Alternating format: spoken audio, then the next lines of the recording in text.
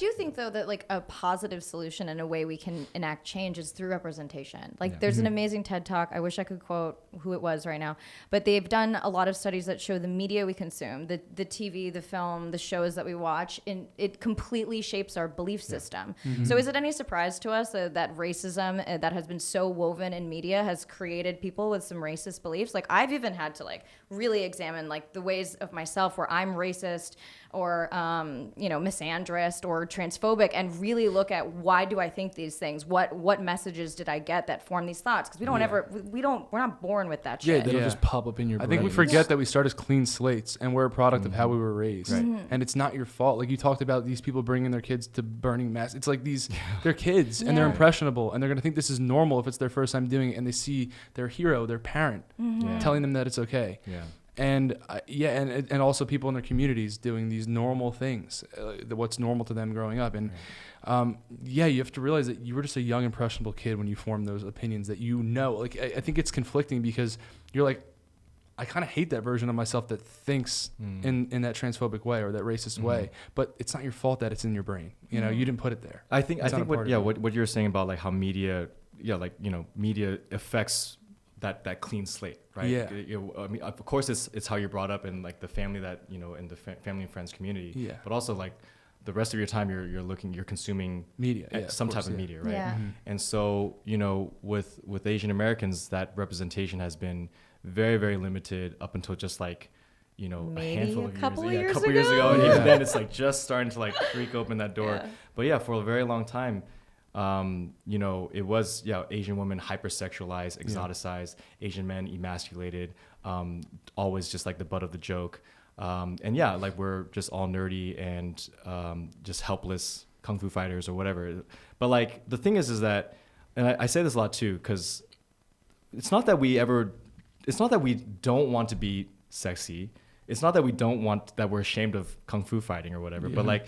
It's the fact that for a very long time we were boxed into just those things. Yeah. And Hollywood was saying all we want you for and all we care to know you as are those things, single layer. But it's not. But there was never any content, character, property, whatever that went a little bit deeper to say, hey, let's look at this person as like a three-dimensional human being. Right? Yeah. And so a lot of times Asian people get very defensive of what their representation is because there is so little of it out there. So for example, if I see Seth Rogen acting like a fool, I'm not going to be like, oh my God, all white people are like Seth Rogen, right? Because I know that there's, James Franco. There's a James Franco right next to him, and he's hot, right? So like, I don't have to, like, it's or Channing Tatum. Like, there's for every Channing Tatum, for every Seth Rogen, there's a Channing Tatum, right? Yeah. And so there's choice. And so for a very long time, there was no choice for us, and so we get so like, oh my God, like that's what's up there for us, and and for a lot of kids that's growing up outside of any diverse community, they're gonna think, all Asian people are like this, right? And so now we're just starting to see like, oh, there are different types of characters, there are different types of Asian people. We can be the stoner bro, we can be the sexy model, and we can be the lovable oaf. Well, right? I think it works two ways. Like one, it tells people how to view you, and two, it tells you how to view yourself. Right. So when I watch media, I look for who do I identify with. And I remember my friend Maggie told me this amazing story about her and her boyfriend Russell watching Mindhunter. And like they were in the middle of binging, and all of a sudden he just goes, who do you identify with? And she's like, what? And he's like, which detective are you? And she's like, oh no, honey, I'm all the dead girls in this show. That's who I identify with, is all the victims who are being brutally murdered.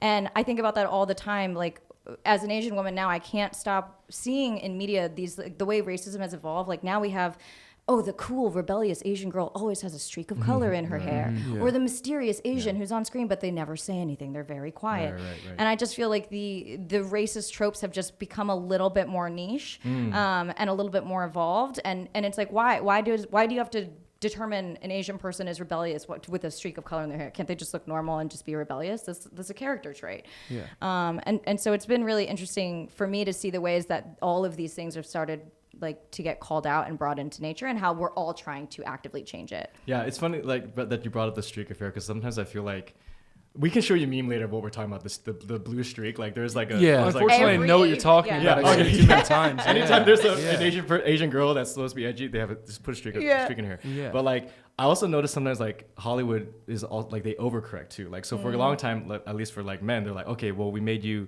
too nerdy and sexless. Okay, well we're gonna have you be really dumb and hot. So there's so many like dumb hot guys, Asian guys now. I'm like, wait, this is don't the pendulum's swinging too far, like or like balance it out. Like so for it's like Manny Jacinto. Manny Jacinto in The Good Place. You have like My Crazy Ex-Girlfriend. There's just a lot of that. Jake Choi and Single Parents. Anyways, like so that's why honestly like social media and what we're doing here on YouTube, like it still matters a lot, right? Because Hollywood is a very big ship that to turn it. And even just like a couple degrees is so hard to do, right? So the fastest change, the way you're going to see the most stories and representation is going to be when you give it into the hands of like the actual creators and people from the community. Like right now, if you wanted to go make a show, and we're all trying, right, to show what we think is proper representation, at least for our specific backgrounds. Mm-hmm. We have to. There's so many hoops and like red tape, like everyone, right? It's Hollywood, right? But like.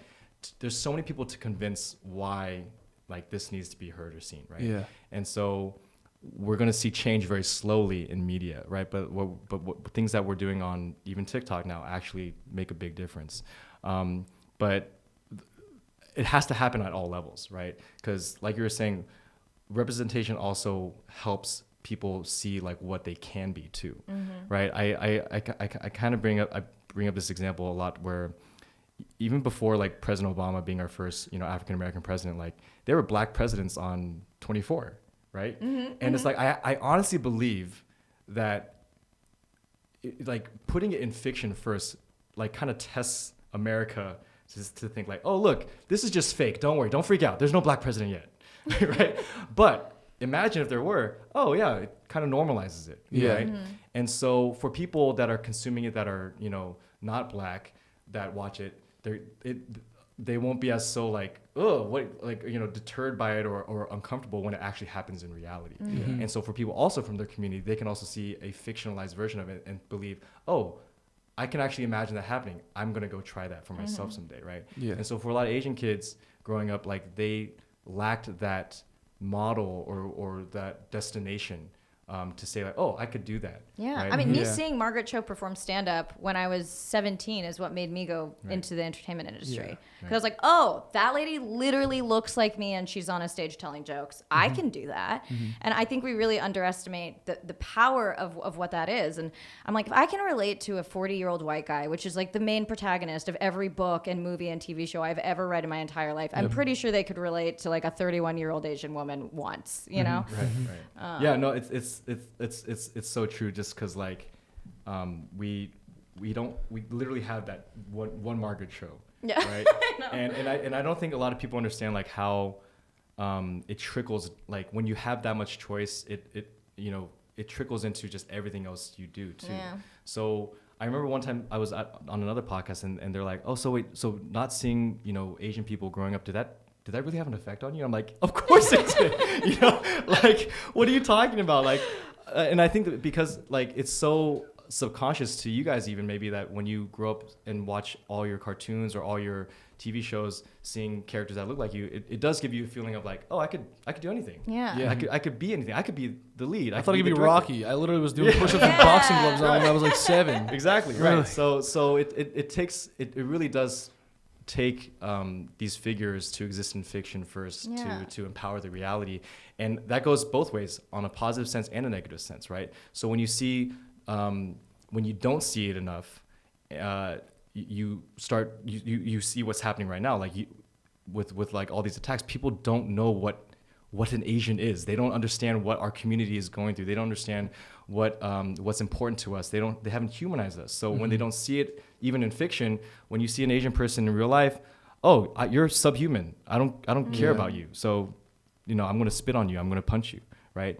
But if you actually saw them more often, especially if you're in a community that doesn't have a lot of Asian people, and if you don't even see them in media and fiction, then this person is going to be even more othered, even more strange, and even more meaningless to you.